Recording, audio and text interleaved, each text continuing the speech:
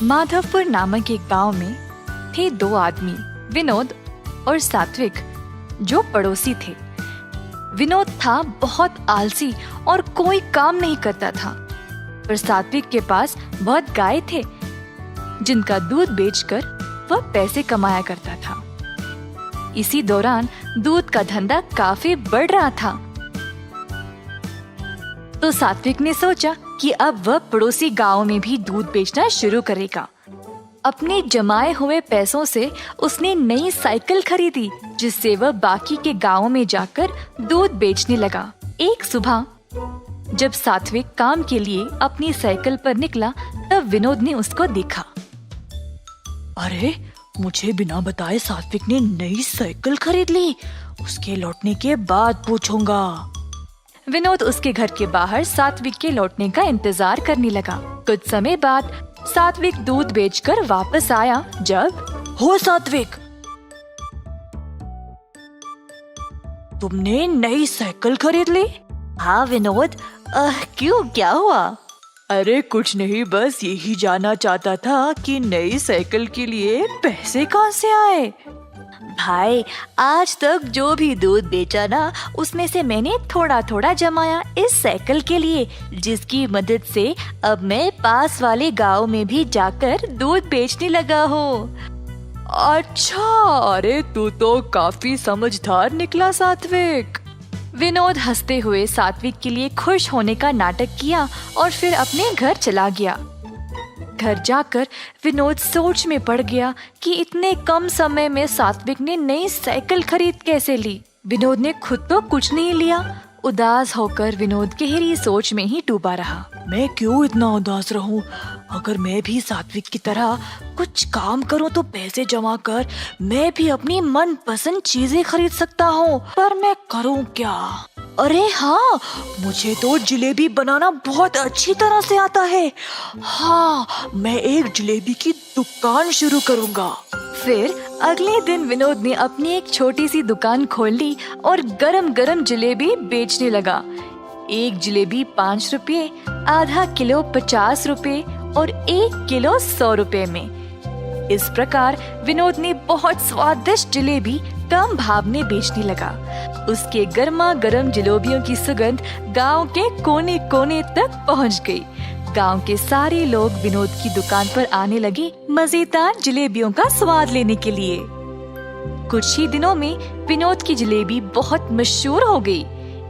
एक दिन रमेश नामक एक आदमी उसकी दुकान पर जलेबी खा रहा था। वाह विनोद, तुम्हारे हाथों की बनाई हुई जलेबी बहुत ही मजेदार है। इतने कमाल की जलेबी मैंने आज तक खाए ही नहीं। भाई वाह। ऐसा कहकर रमेश जलेबी के मजे ले रहा था और बाकी के लोगों ने भी उसकी बहुत तारीफ की। पूरे गांव में विनोद की दुकान और भी मशहूर हो गई। अब धीरे धीरे विनोद थोड़ा घमंडी बनने लगा। मेरे जैसे जलेबी तो और कोई बना ही नहीं सकता। मुझे जलेबियों का दाम भी बढ़ाना पड़ेगा, इससे मैं और ज्यादा मुनाफा कमा सकता हूँ। दुकान पे आए हुए सब लोगों को विनोद ने बोला, जी आज से एक जलेबी 10 रुपए, आधा किलो 100 रुपए और 1 किलो 200 रुपए में।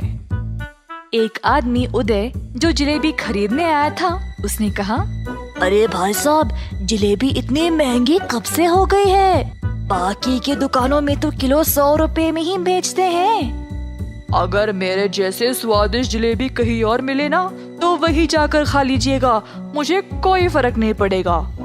विनोद जैसी स्वादिष्ट जलेबी कहीं और नहीं मिलेगी, ऐसा सोचकर लोगों ने अब महंगी जलेबी खरीदना शुरू कर दी। इस गांव में मेरे जैसे जलेबियों को टक्कर देने वाला और कोई है ही नहीं। गांव वालों को तो अब मेरे स्वाद की लत लग चुकी है। ऐसा सोचकर उसने जलेबी को तोलने वाले तराजू के नीचे सबकी नजर से चोरी एक छोटा सा भार लगा दिया, जिससे वे लोगों को ज्यादा पैसों में कम जलेबियां बेच सके। इसी तरह विनोद का कारोबार उसके अनुसार चलता रहा। एक दिन गांव के जमींदार को विनोद की जलेबियों के बारे में पता चला, तो उन्होंने अपने नौकरों को उसके पास 1 किलो जलेबी लाने के लिए भेजा। नौकर गए और विनोद के यहाँ से 1 किलो जलेबी ले आए।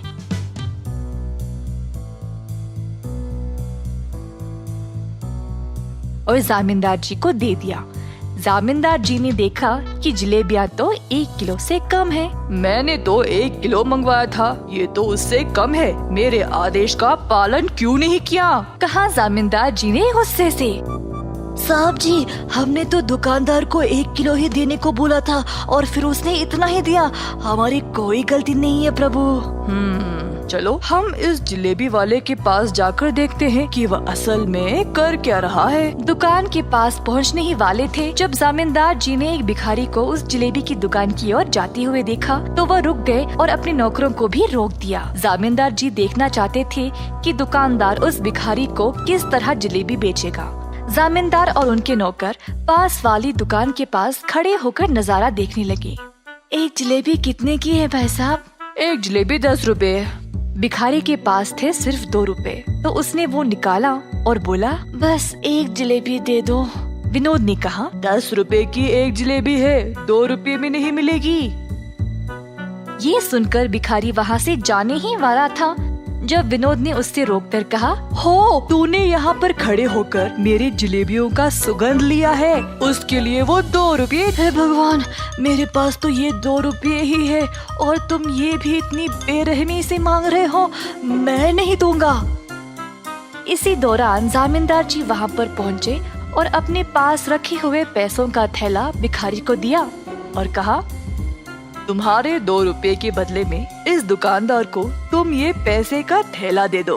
अरे आप तो बड़े लोग हो साहब, आपको तो न्याय करना चाहिए। अगर आप इस दुकानदार को पैसे दे दोगे तो कैसे? मेरी बात मानो और दुकानदार को ये पैसे दे दो। भिखारी ने माना और पैसे विनोद को देने गया जब जामींदार ने कहा, 1 मिनट रुको, इस थैले को पहले जोर से हिलाओ। भिखारी ने थैले को जोर से हिलाया तो थैले में से सिक्के छन छन करने लगे। पैसों की आवाज सुनाई दी क्या विनोद? सुनाई दी साहब। अगर ये बात है तो फिर भिखारी ने अपना भुगतान दे दिया है। क्या साहब, पैसे तो इसने दिए नहीं और आप बोल रहे हो कि दे दिए? पैसे की आवाज तुमने सुन ली ना, बिल्कुल उसी तरह जिस तरह भिखारी ने तुम्हारी जलेबियों की सुगंध सूंघ ली थी। तुम्हें तुम्हारी जलेबियों की सुगंध के पैसे इस थैले के पैसों की आवाज से ही मिल गई। तुरंत विनोद को अपनी गलती का एहसास हुआ और उसने जामींदार जी से माफी मांगी। तुमने केवल यही गलती नहीं की, तुम्हारे जलेबियों का मूल्य बाकी की दुकानों से बहुत ही ज्यादा है और उसके ऊपर गलत तरीके से तोलकर तुम ज्यादा पैसों में कम जलेबियां बेचते हो। साहब जी, बस एक बार के लिए मेरी गलती को माफ कर दो, मैं ऐसी गलती दोबारा कभी नहीं करूँगा। तुमने आज तक बहुत गलतियाँ की है, तुम्हें तो इस गरीब को एक जलेबी भी देने का मन नहीं किया। अब मैं तुम्हें ये आदेश देता हूँ कि अभी इसी वक्त अपनी इस जलेबी की दुकान को बंद करो। ये बात सुनकर विनोद उदास हो गया।